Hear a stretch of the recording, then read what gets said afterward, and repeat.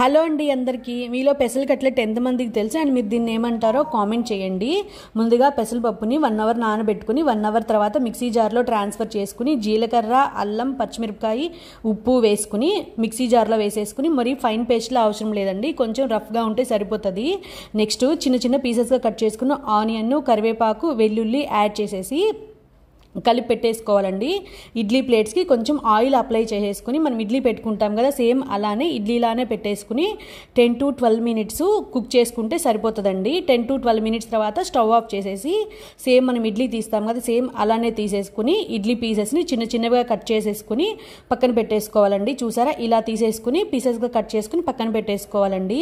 Taste అయితే చాలా బాగుంటుంది. డెఫినెట్గా ట్రై చేయండి. ట్రై చేసి కామెంట్ చేయండి ఎలా వచ్చిందనేది. ఇలా కట్ చేసేసుకుని పక్కన పెట్టేసి ఇంకా తాలింపు పెట్టేసుకునేదనండి. ఆవాలు, మినపప్పు, పచ్చెనగపప్పు, కరివేపాకు వేసేసి రుచికి సరిపడా ఉప్పు కూడా చూసుకుని ఫైనల్గా కొత్తిమీర వేసుకుని స్టవ్ ఆఫ్ చేసుకోవడమేనండి. వీడియో నచ్చితే లైక్ చేయండి.